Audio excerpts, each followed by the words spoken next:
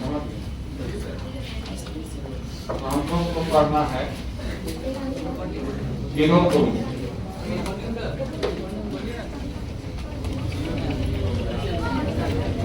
Kilo group जिसको active number group भी कहते हैं, ठीक है?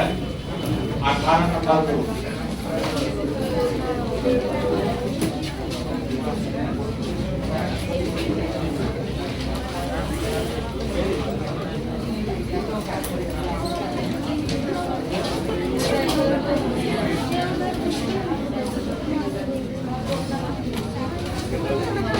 किलो ग्रुप जिसको क्या कहते हैं? 18 नंबर ग्रुप, ठीक है? और इस ग्रुप को स्पेशल नाम दिया जाता है अक्रिय गैस। अक्रिय गैस, और इसी को आजकल कहा जाता है उत्कृष्ट गैस। उत्कृष्ट गैस।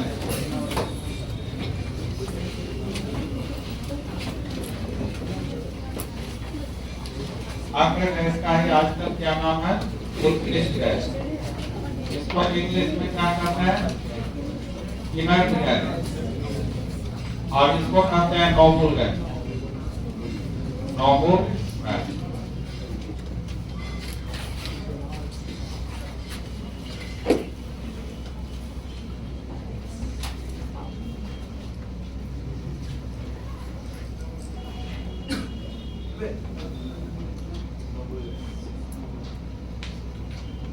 तो इसमें कौन कौन तत्व आता है?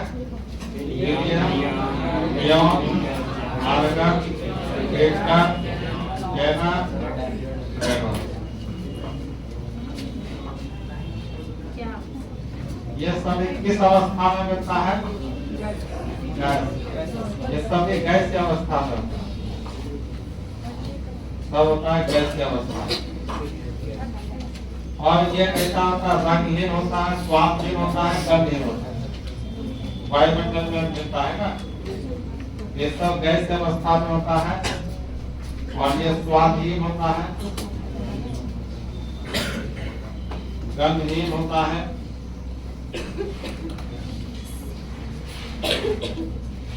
उसके बाद रंगहीन होता है।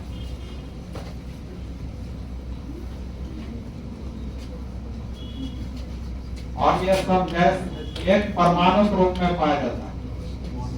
किस रूप में? एक परमाणु, सिंगल परमाणु। जैसे वायुमंडल में हीलियम गैस है, तो उस गैस में हीलियम परमाणु अकेले अकेले रहता है गैस के रूप में। मिक्स में संयुक्त अवस्था में नहीं होता है। ऑक्सीजन किस रूप में रहता है? O2 संयुक्त अवस्था में। लेकिन ये सारा कितना होता है? ये सारे कैसा गैस है? ये सारे एक परमाणु गैस है। एक परमाणु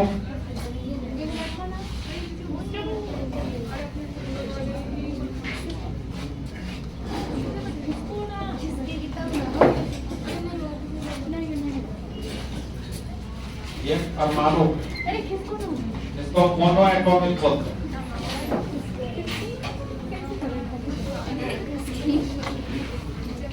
मोनो एटॉमिक आप लोग ये पूछा गया क्वेश्चन है, निम्नलिखित में एक परमाणु कौन है? 4 ऑप्शन है, जिसमें हीलियम ऑप्शन था,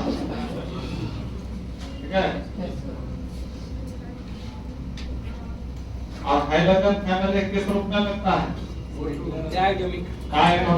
Cl2, Br2, I2, F2 सब डायटोमिक होते हैं। नाइट्रोजन किस रूप में मिलता है? डायटोमिक। Phosphorus D4 टेट्राएटोमिक। सब में क्वेश्चन आता है।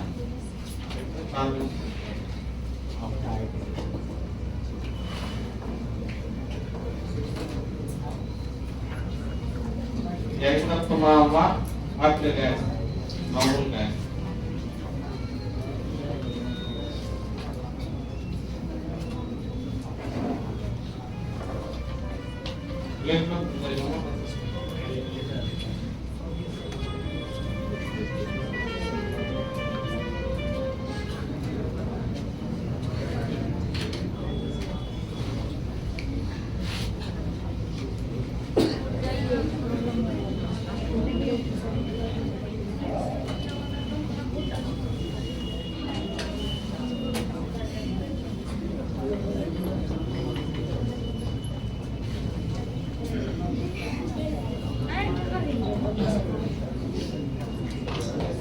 सब का इलेक्ट्रॉनिक विन्यास बना दोगे। परमाणु संख्या तो पता है कितना होता है, 2 10 18 32 54 मैजिक नंबर का प्रयोग करेंगे,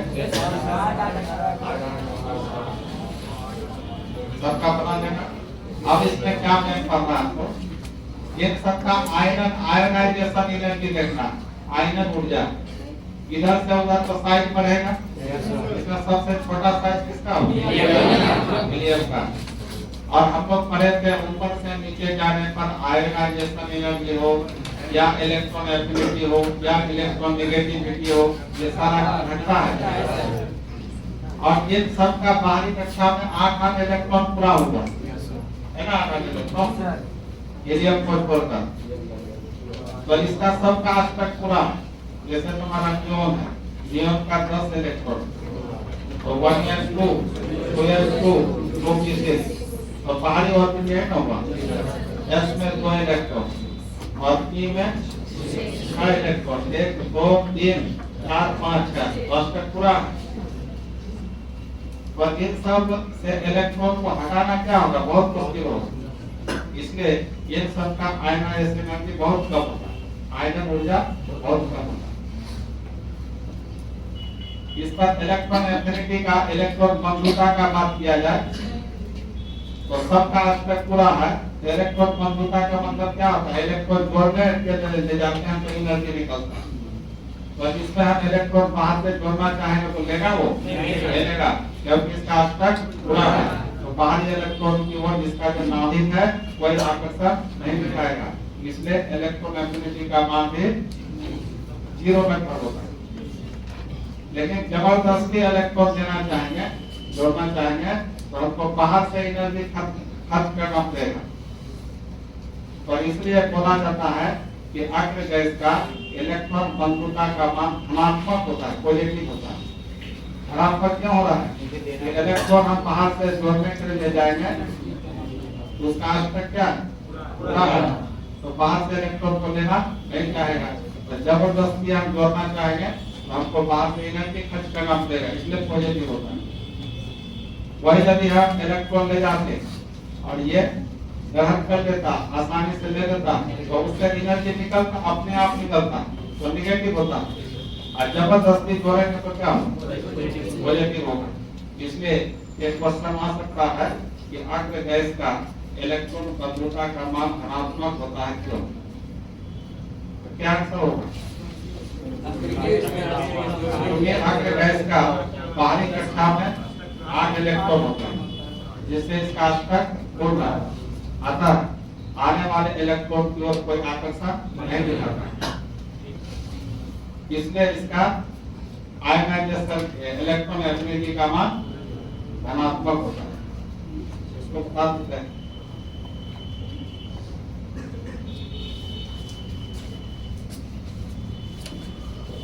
और 0 ग्रुप का यदि सामान्य इलेक्ट्रॉनिक विन्यास पूछा जाए तो क्या होगा,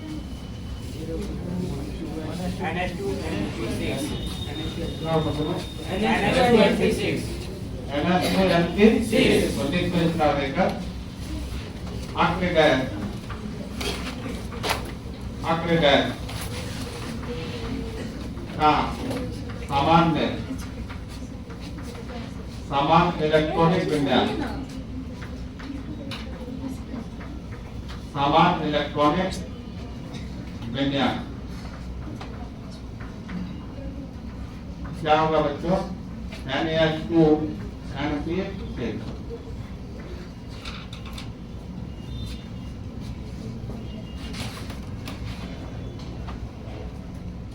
राहुल है क्या वहाँ, राहुल यहाँ हो तो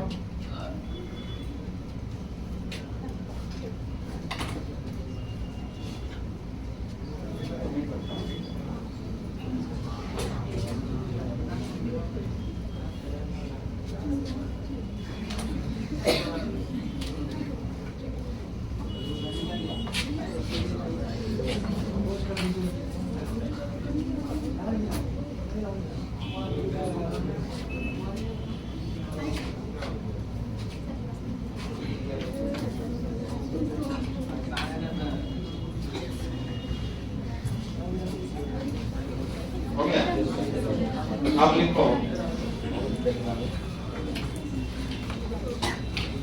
आयनन ऊर्जा, आयनन ऊर्जा या आयनन विभव एक ही नाम था, इसलिए वो दूसरा नाम क्या? आयनन विभव में helium, neon, argon, krypton, xenon, radon, किसका सबसे ज्यादा होगा? हीलियम का आयनन ऊर्जा सबसे ज्यादा होगा। और इसमें तो हीलियम का, और पीरियोडिक टेबल में यदि पूछा जाए तो किसका सबसे ज्यादा? पीरियोडिक टेबल में किसका आयनन ऊर्जा सबसे ज्यादा होता है? हीलियम का होता है सबसे ज्यादा। आयनन ऊर्जा सबसे ज्यादा हीलियम का होता है। विद्युत ऋणात्मकता सबसे ज्यादा क्लोरीन का होता है। इलेक्ट्रॉन बंधुता सबसे ज्यादा क्लोरीन का होता है। तो मैक्सिमम लिख दो, मैक्सिमम आयनन ऊर्जा, मैक्सिमम आयनन ऊर्जा इसमें सभी तत्वों, सभी तत्वों विलियम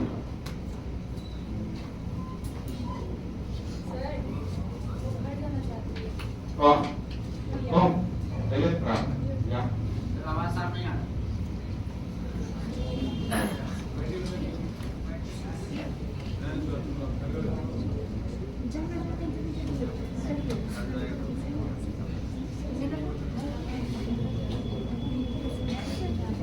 क्या करना है?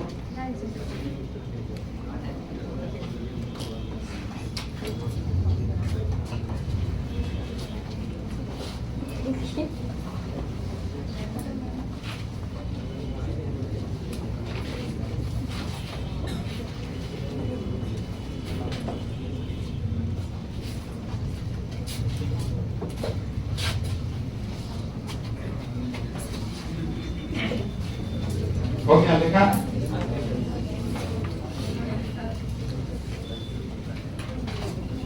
तो यदि पूछा जाए कि पूरे पीरियोडिक टेबल में आयनन ऊर्जा सबसे ज्यादा किसका होता है? हीलियम का। और किस ग्रुप का सबसे ज्यादा होता है? हीरो ग्रुप का। अक्ष गैस का आयनन ऊर्जा सबसे ज्यादा होता है। क्यों? उसका अष्टक पूरा है ना, अष्टक पूरा रहता है तो अधिक अस्थायी होता है ना, तो वहां से इलेक्ट्रॉन निकालना सबसे कठिन होता है। तो लिखो ये अक्ष गैस मतलब हीरो ग्रुप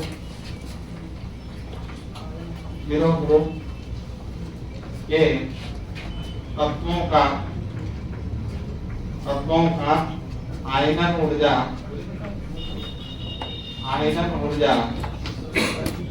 सबसे अधिक होता है, सबसे अधिक होता है। और किस ग्रुप का सबसे कम होता है? बताओ।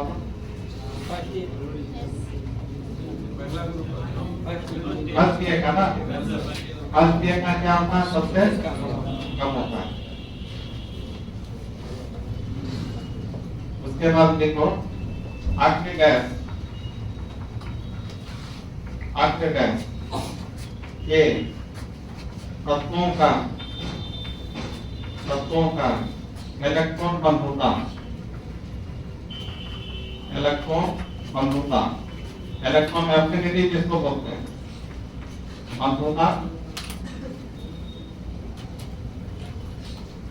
धनात्मक होता है, धनात्मक होता है। क्यों? किसी को क्वेश्चन बना देगा क्यों?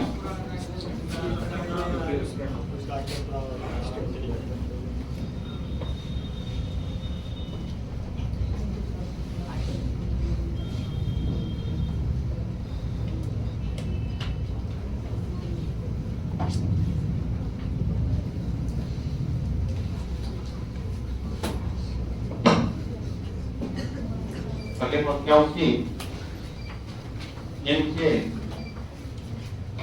क्योंकि इनके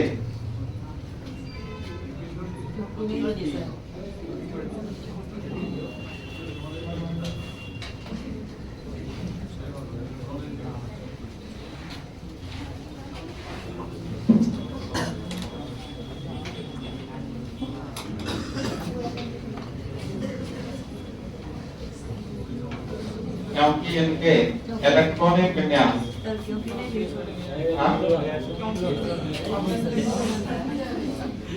क्योंकि इनके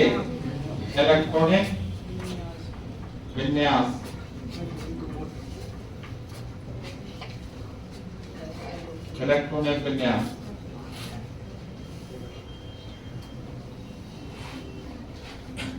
में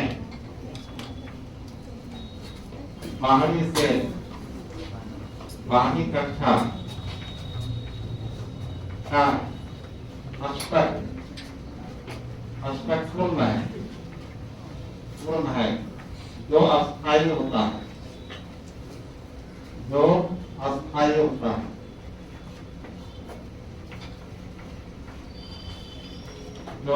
होता है बाहरी कक्षा का एस्पेक्ट पूर्ण है जो अस्थायी होता है। अतः ऐसे परमाणु का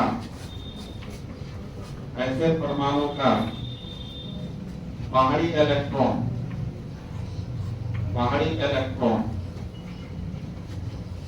ऐसे परमाणु का बाहरी इलेक्ट्रॉन की ओर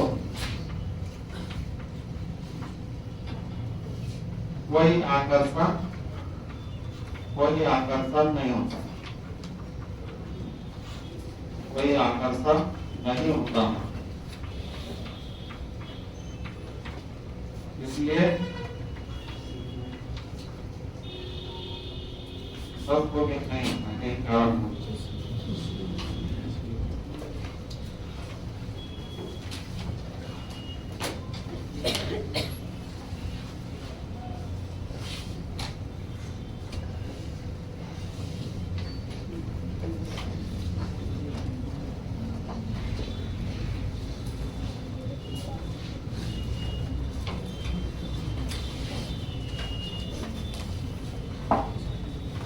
बोलो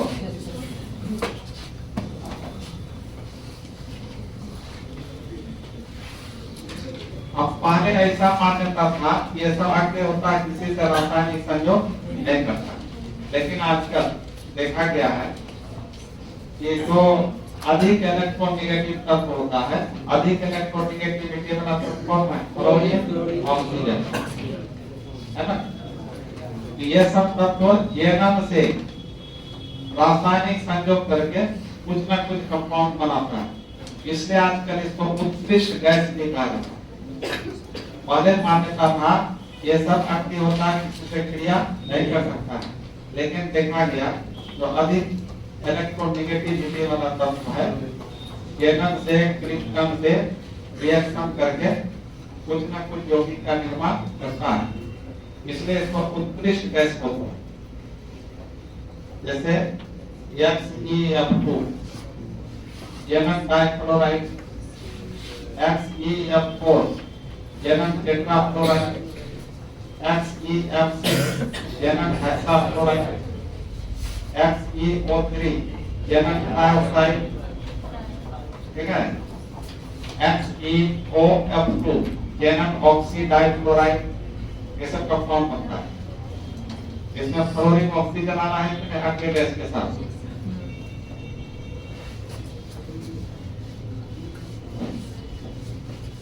तो इसमें आप लिख लीजिए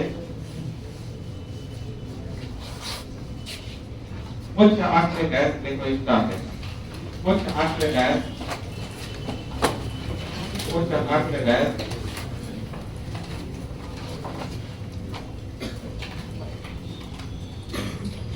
उच्च अक्रिय गैस जैसे जेनम, क्रिप्टन, ETC अधिक इलेक्ट्रॉन अधिक इलेक्ट्रोनेगेटिव एलिमेंट फ्लोरीन ऑक्सीजन से संयोग करके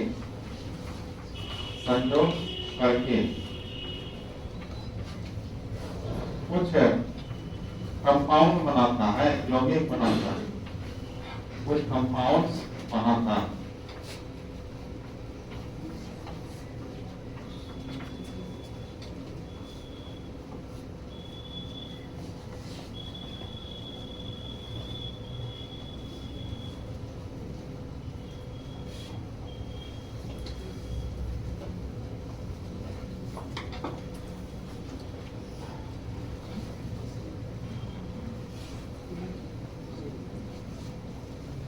हो गया?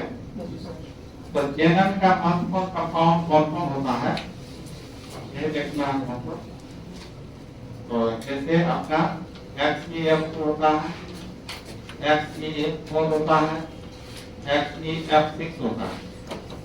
इसके अलावा XeOF होता है, XeOF4 होता है, XeO3 होता है। ये सब जेनन के महत्वपूर्ण कंपाउंड होता है।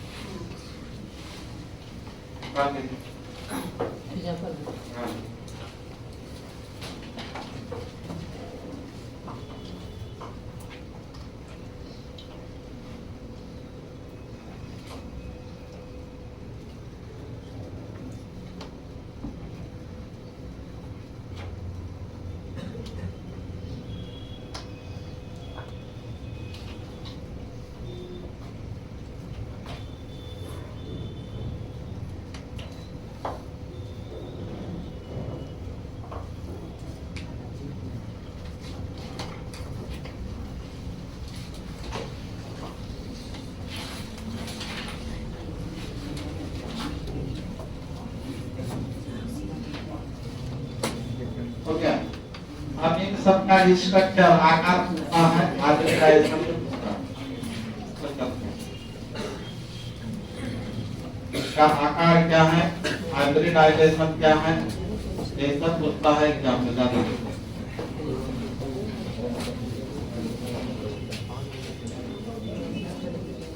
देखिए हम लोग देखते हैं geometry and shape geometry and shape of Zenon compound Zenon का जो भी कंपाउंड देखे अभी हम लोग सबका क्या देखना है, ज्योमेट्री और शेप देखना है।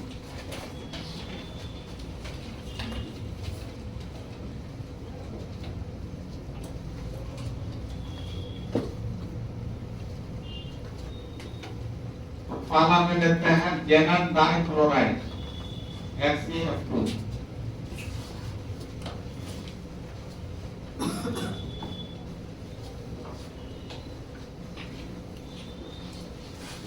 ठीक है, तो देखिए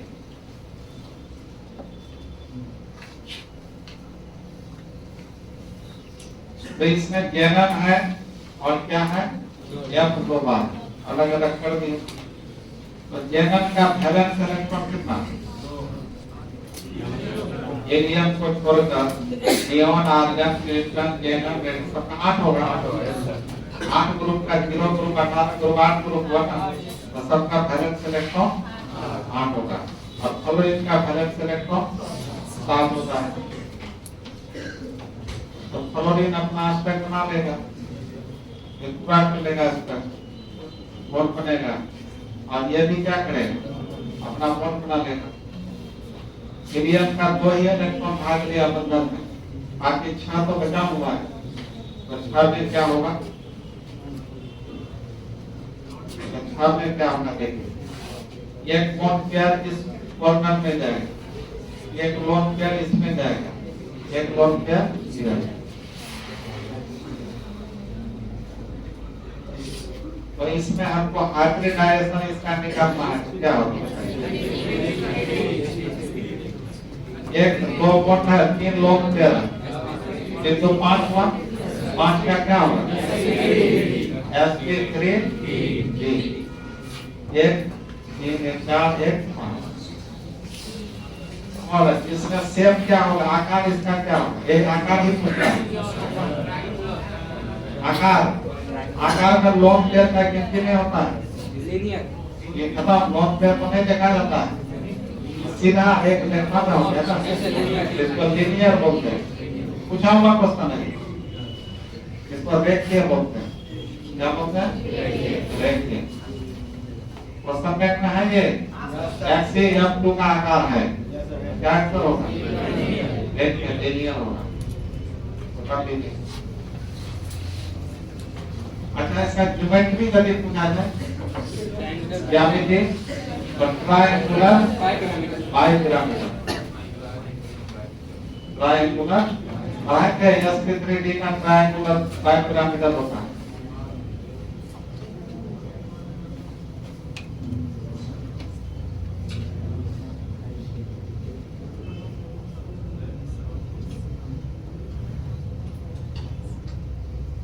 सर बैलेंस और बैलेंस में अंतर क्या है?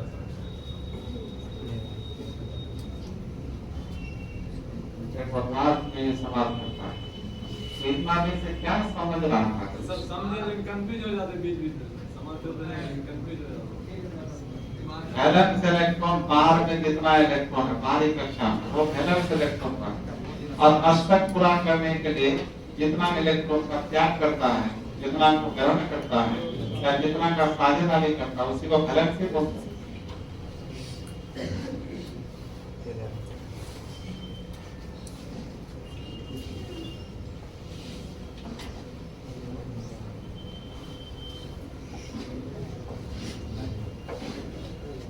अब XCF4 का बनाओ तो क्या होगा? XCF4 का शेप आकार क्या होगा?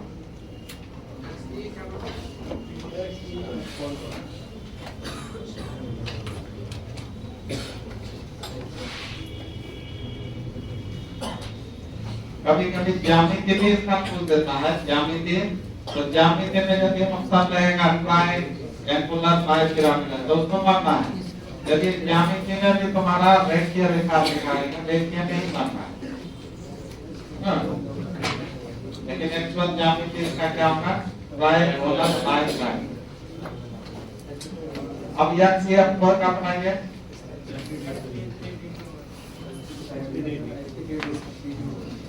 XCF4 का यदि पूछा गया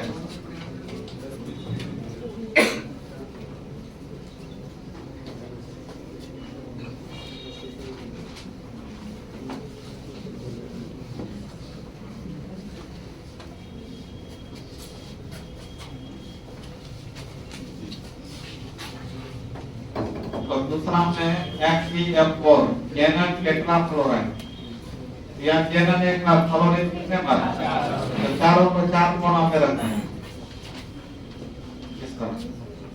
और कैनन का 8 इलेक्ट्रॉन, अब फ्लोरीन का साथ एक एक बॉन्ड सबके साथ बना लेगा, इसका 4 इलेक्ट्रॉन 15 निर्माण में भाग ले लिया, तो बाकी 4 बचा। एक लोन क्या किधर जाएगा और एक लोन क्या इधर जाएगा। तो ऐसे ऐसे मिला दिया जाए, यदि एक वर्ग बन गया कि नहीं, स्क्वायर बन गया है ना। अब इसका हाइब्रिडाइजेशन क्या होता है?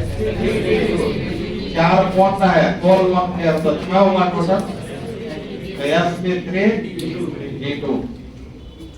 और इसका यदि आपको sp3d2 का पूछा जाए, इस ज्यामिति पूछा जाए, तो वक्ता हैंडल होगा, क्या होगा? वक्ता हैंडल अष्टफल के होगा। लेकिन यह आकार पूछेगा वर्गाकार, नहीं हुआ, और एक के सतह में रखा हुआ, प्लेन में रखा हुआ, इसलिए इसको बोलते हैं स्क्वायर प्लेनर, स्क्वायर प्लेनर। ये भी पूछा गया क्वेश्चन है, इसको वर्गाकार, वर्गाकार समतलीय बोलते हैं, वर्गाकार समतलीय। ये सब तो एलिमेंट में फर्क है।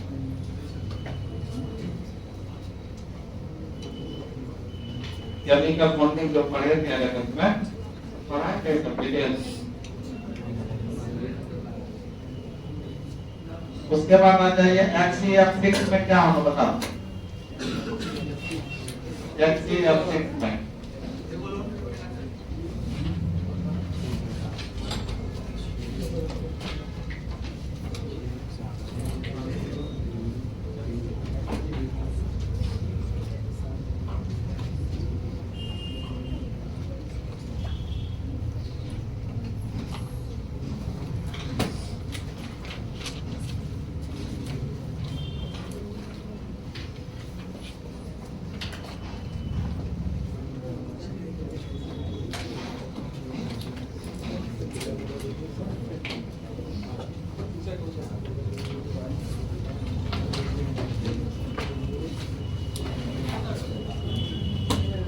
अब तीसरा नंबर लिखिए HEF6। क्या नाम होगा इसका? Anal hexafluoride. एनल हेक्साफ्लोराइड क्या मतलब? यहाँ क्या होगा बच्चों? ये फ्लोरीन कितना हो गया? 6 हो गया ना? फ्लोरीन 6 हो गया। अब फ्लोरीन हो गया तो चैनल तो बीच में रहेगा। हम फ्लोरीन से पहले क्या बना? बॉन्ड बना देगा।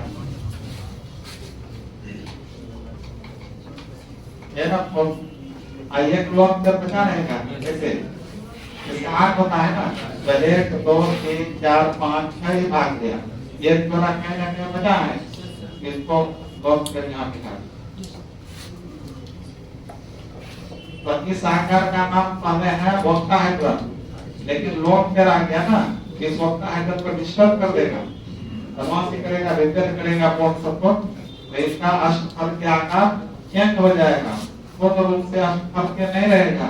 इसलिए इसको बोलते हैं, इस आकार को बोलते हैं विकृत। विकृत माने क्या? कुछ कमी आ जाना। विकृत अष्टफल की है, विकृत अष्टफल के बोलते हैं। विकृत अष्टफल के, यदि लोन कर इसमें नहीं रहता तो कंप्लीट अष्टफल के होता। ठीक है, तो इसको विकृत अष्टफल के बोलते हैं। इसको इंग्लिश में बोलते हैं disordered, disordered octahedron, disordered octahedron. और इसका हाइब्रिडाइजेशन क्या होगा? और बॉन्ड है और एक लोन पेयर है, तो sp3 है।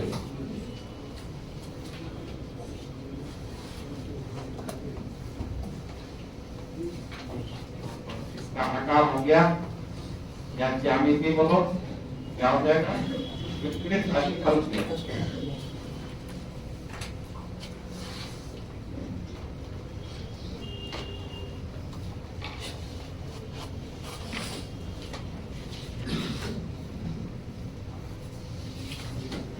चौथा नंबर में आ जाइए।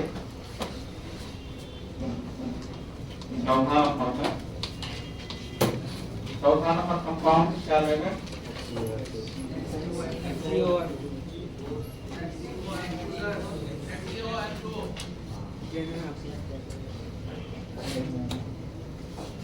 चौथा नंबर लेते हैं जेनल ऑक्सीडाइफ्लोराइड। जेनल ऑक्सीडाइफ्लोराइड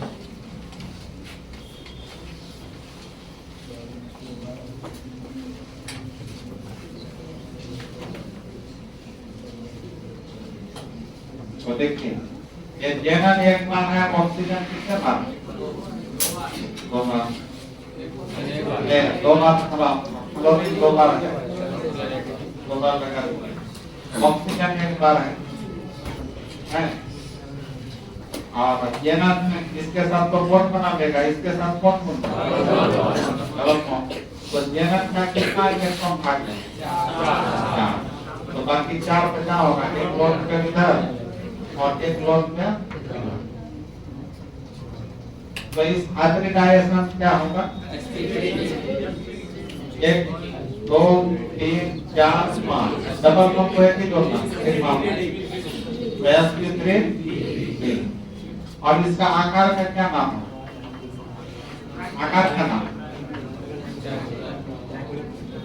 ट्रायंगुलर बाइपिरामिडल तो आपका ज्योमेट्री होगा, लेकिन आकार में लोग का गिनती नहीं होगा। तो ये आकार कैसा है? ये कैसा आकार होगा? इसको क्या कहते हैं? टी कहते हैं और टी जैसा है नहीं है, तो टी से आप बोलते हैं, टी से मतलब टी जैसा आकार, ठीक है? याद रखना इसके साथ, याद रखना एक्सी वो का आकार कैसा होता है? जैसा टी से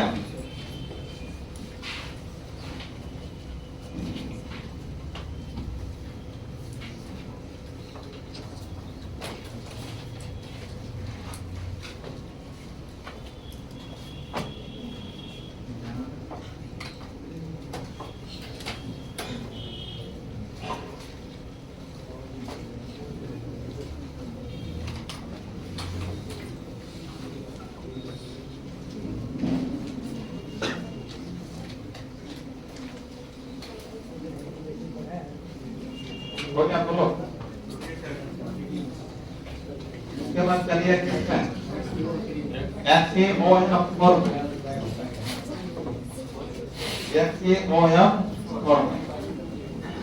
समझिए आप लोग क्या होगा।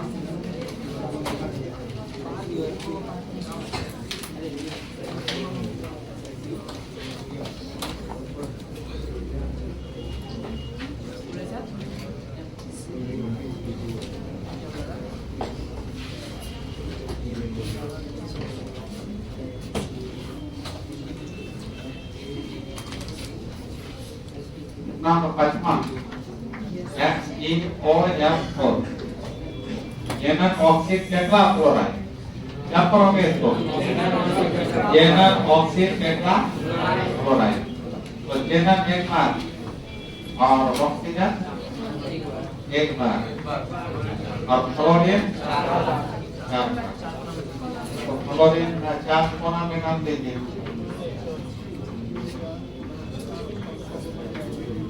और इसमें क्या बात है कि 1 2 3 4 5 6 एक लोग क्या बचा रहेगा तो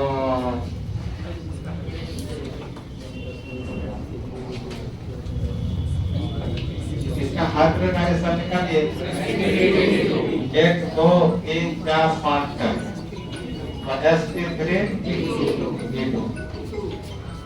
sp3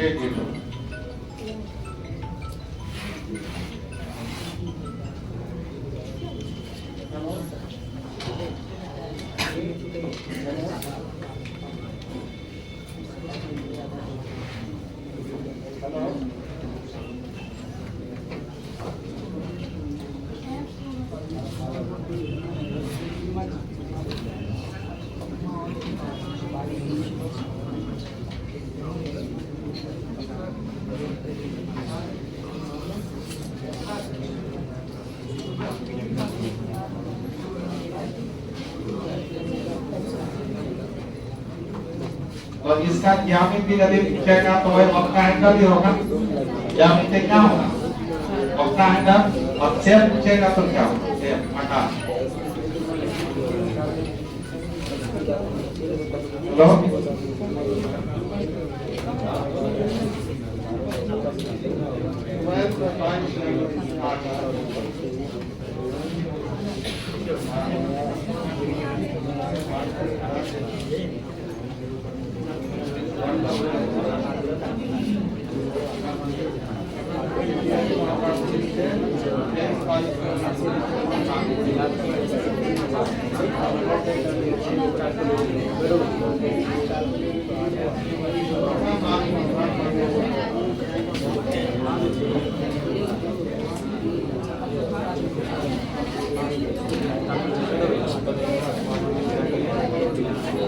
आप इसका आकार क्या हो जाएगा बच्चों?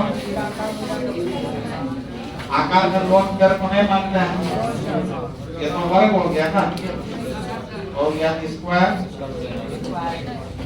स्क्वायर पिरामिडल कहा जाता है, बाय पिरामिड नहीं, एक ही ना है, एक ही ना पिरामिड है, ये तो जिसकी होता ही नहीं, स्क्वायर पिरामिड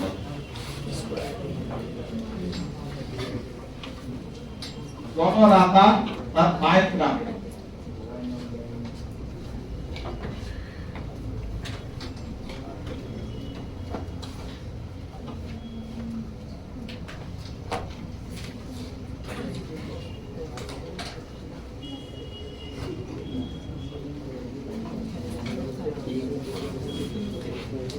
और अच्छा, इसका यदि तुम्हारा संबंध ये ज्यामिति पूछा जाएगा तो क्या होता है? और इसमें नीचे कटा XeO3,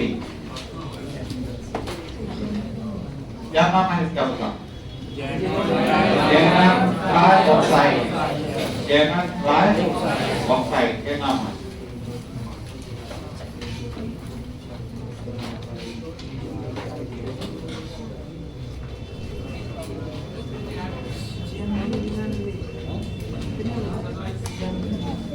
क्या होगा बताओ? गैलन एक बार ऑक्सीजन कितने बार? तो एक इधर कर दीजिए, एक इधर कर दीजिए, एक इधर कर दीजिए, और एक क्या होगा? तो इसका हाइब्रिडाइजेशन क्या होगा? sp3 क्या होगा? और आकार का क्या नाम है? आकार को लोन पेयर में नहीं गिनती करते हैं, तो ये इतना सा पिरामिड होता है, क्या होगा? पिरामिडल, इसको पिरामिड ये बोलते हैं, पिरामिड। अच्छा, इसका ज्योमेट्री पूछा जाए तो ज्योमेट्री में चतुष्फलक होगा, टेट्राहेड्रल, टेट्राहेड्रल होगा, 1 2 3 4 कितना है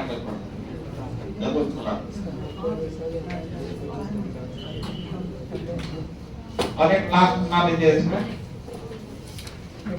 XeO4, XeO4।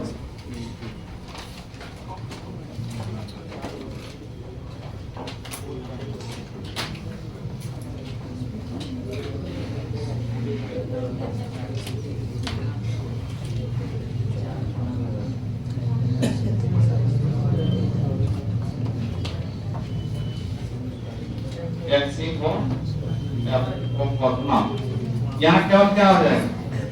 एक ऑक्सीजन किसके साथ आ जाएगा? Double bond, double bond. इसका हाइब्रिडाइजेशन में क्या होगा? sp3। और इसका आकार जो होगा पिरामिड, आकार में क्या होगा? पिरामिड। इसको हम लोग लोग करने ना है, तो कितना है कर लो, क्या होगा? टेट्राहेड्रल। चारों में ऑक्सीजन है ना, चारों कोना में नहीं होगा, ये सब आपस में क्या करता है? रिपल्सन फोर्स लगाता है।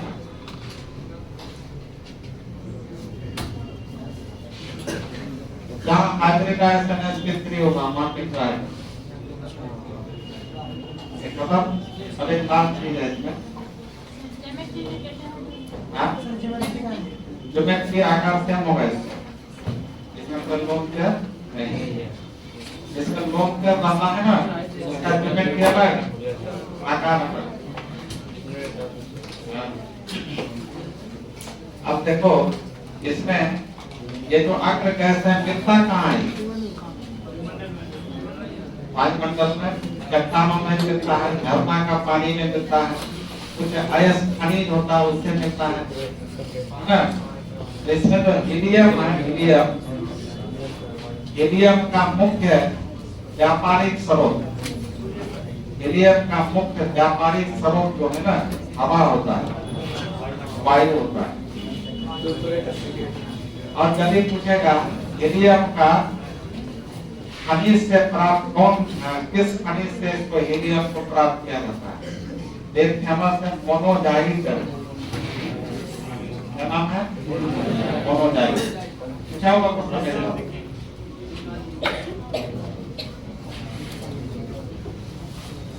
और लिख लो इसको इस काल में, और लिखो इस काल हीलियम का मुख्य व्यापारिक स्रोत, व्यापार के दृष्टि से, व्यापारिक स्रोत में क्या, व्यापार की दृष्टि से मुख्य व्यापारिक स्रोत वायु है। वायु में हवा, हवा होता है। दूसरा हीलियम का, केवल यदि हीलियम का मुख्य स्रोत पूछेगा, मुख्य स्रोत तो क्या होगा? मोनोजाइट। मोनाजाइट भी है, मोनाजाइट, ठीक है। इस तरीका से खत्म हो गया और की ब्लॉक पूरा खत्म और लंबा चैप्टर।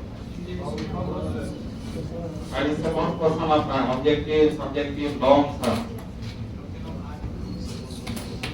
इसलिए चैप्टर को बढ़िया से तुमको तैयारी करना।